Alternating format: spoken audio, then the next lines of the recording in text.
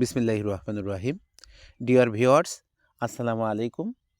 আজকে আমি আপনাদের সাথে আ শিক্ষক কল্যাণ ট্রাস্ট ম্যানেজমেন্ট সিস্টেম অর্থাৎ TWTMS যে সফটওয়্যার রয়েছে, যে সিস্টেমটি রয়েছে, সেখানে সরকারি প্রাথমিক বিদ্যালয়ের শিক্ষক হিসাবে কিভাবে নিবন্ধন এবং বার্ষিক চাঁদা প্রদান করতে হয়, এ বিষয়টি নিয়ে আপনাদের সাথে আলোচনা করব।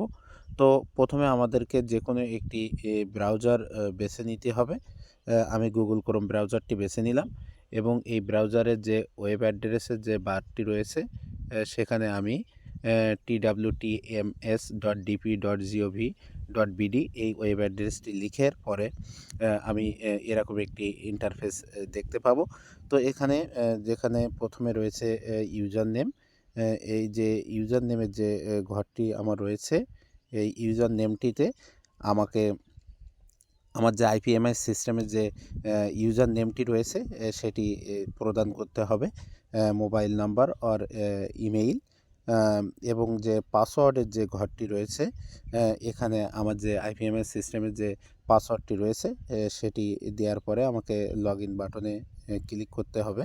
লগ ইন বাটনে ক্লিক করার পরে আমি এরকম একটি ইন্টারফেস দেখতে পাবো, যেখানে কিন্তু আমাকে যে আমার যে ড্যাশবোর্ড সেটি আমি দেখতে পাচ্ছি। এখানে কিন্তু দেখেন স্বাগতম, আমার নামটি লেখা রয়েছে, পাশাপাশি আমার ডেজিগনেশন এবং বিদ্যালয়ের নাম, ইমেইল অ্যাড্রেস এগুলো লেখা রয়েছে। এরপরে দেখেন আমার এখনও নিবন্ধন সম্পন্ন হয়নি।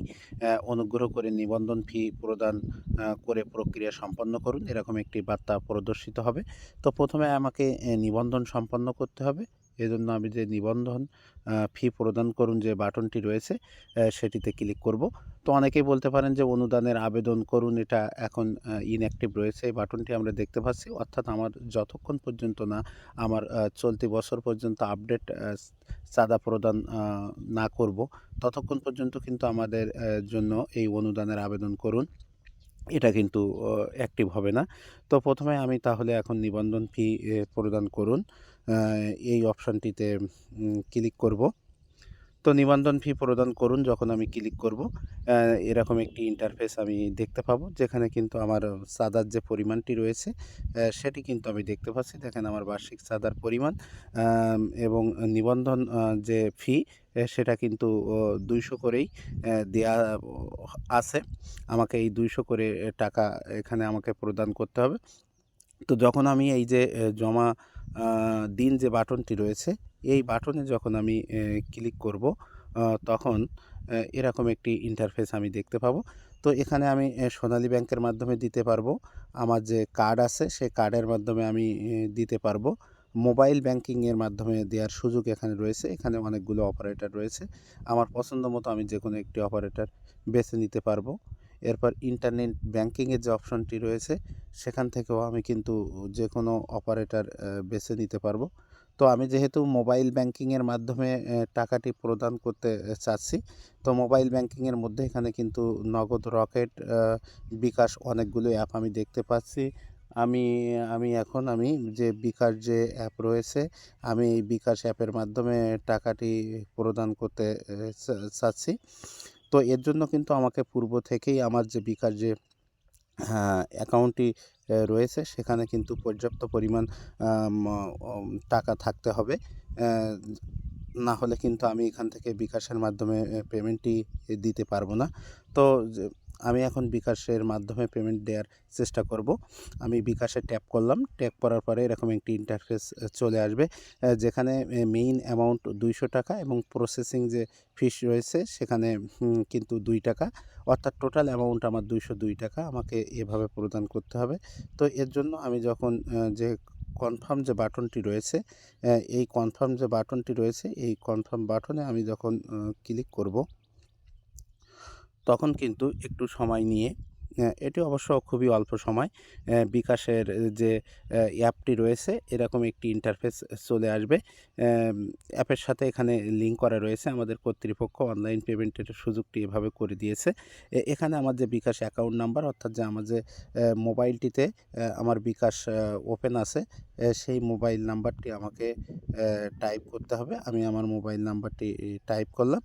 টাইপ করার পরে এই যে কনফার্ম যে বাটনটি রয়েছে, এই যে কনফার্ম বাটন, এই কনফার্ম বাটনেই আমাকে ক্লিক করতে হবে। তো কনফার্ম বাটনে যখন আমি ক্লিক করব, তখন কিন্তু এখানে একটি ভেরিফিকেশান কোড আমার যে মোবাইল নাম্বারটি রয়েছে, যে মোবাইলে আমার বিকাশ অ্যাকাউন্ট খোলা, সেখানে চলে আসবে। তো এই কোডটি, সেই কোডটি আমি এখানে ইনপুট দেব। ইনপুট দেওয়ার পরে আমার যে কনফার্ম যে বাটনটি রয়েছে, সেই কনফার্ম যে বাটন, সেখানে আমি ক্লিক করব। তো কনফার্ম বাটনে যখন আমি ক্লিক করব, তখন আমি আমার যে বিকাশের যে পিন নাম্বারটি রয়েছে, সেটি ইনপুট দেওয়ার জন্য আমাকে বলা হয়েছে। আমি বিকাশের আমার যে পিনটি রয়েছে, সেটি আমি এখানে ইনপুট দিলাম। ইনপুট দেওয়ার পরে আমার যে কনফার্ম যে বাটনটি রয়েছে, সেই কনফার্ম বাটনে আমি আবারও ক্লিক করব।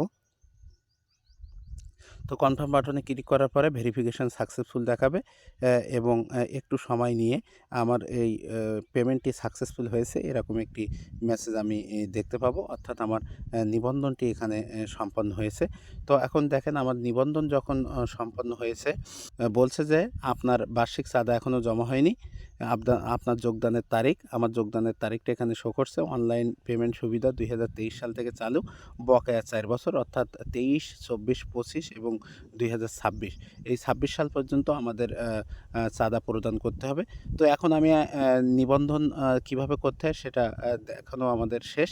এখন আমরা দেখব যে বার্ষিক চাঁদা কিভাবে প্রদান করতে হয়। তো বার্ষিক চাঁদা কিভাবে প্রদান করতে হবে, এজন্য কিন্তু আমাদের এই যে নিবন্ধন যে বাটন যেখানে ছিল নিবন্ধন করুন, সেখানে কিন্তু দেখেন, এখন যেহেতু আমার নিবন্ধন করা হয়ে গেছে, এখন বার্ষিক চাঁদা প্রদান করুন এরকম একটি অপশান আমি দেখতে পাচ্ছি। তো আমি ওই অপশানটিতে আমি ক্লিক করব।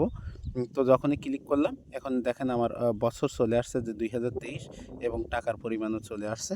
তো টাকার পরিমাণ যখন আমার চলে আসছে, আমি এখন জমা দিন যে বাটনটি রয়েছে, এই জমা দিন এই বাটনে আমি ক্লিক করব। একইভাবে আমি সোনালী ব্যাংক এর মাধ্যমে আমি পরিশোধ করতে পারবো, কার্ডের মাধ্যমে, মোবাইল ব্যাংকিং, ইন্টারনেট ব্যাংকিং, এভাবে আমি করতে পারবো। তো আমি যেহেতু বিকাশে পেমেন্ট করব এরকম প্রস্তুতি নিয়ে রাখছি, যে কারণে আমি এখন বিকাশ যে অপশানটি রয়েছে, সেই অপশানটিতে আমি ট্যাপ করব। তো বিকাশে ট্যাপ করার পরে একইভাবে আমি এরকম একটি ইন্টারফেস দেখতে পারবো। এখান থেকে আমি কনফার্ম বাটনে ক্লিক করব। তো কনফার্ম বাটনে যখন আমি ক্লিক করব, ক্লিক করার পরে আমার মোবাইল নাম্বার, অর্থাৎ ইওর বিকাশ অ্যাকাউন্ট নাম্বার আমার যেটি রয়েছে, সেটি এখানে টাইপ করতে হবে। তো আমি এখানে আমার যে মোবাইল নাম্বারটিতে বিকাশ ওপেন আছে, সেই নাম্বারটি টাইপ করলাম। তো টাইপ করার পরে আমার এখানে দেখেন কনফার্ম বাটন এবং ক্যান্সেল বাটন দেখতে পাচ্ছি। ভুল হলেও এখানে এডিট করার সুযোগ আছে। আমি যে কনফার্ম যে বাটনটি রয়েছে, সেই বাটনটিতে ক্লিক করলাম। ক্লিক করার পরে দেখেন আমার যে 6 ডিজিটের যে ভেরিফিকেশান কোড, যেটি আমার মোবাইল নাম্বারে পাঠানো হয়েছে,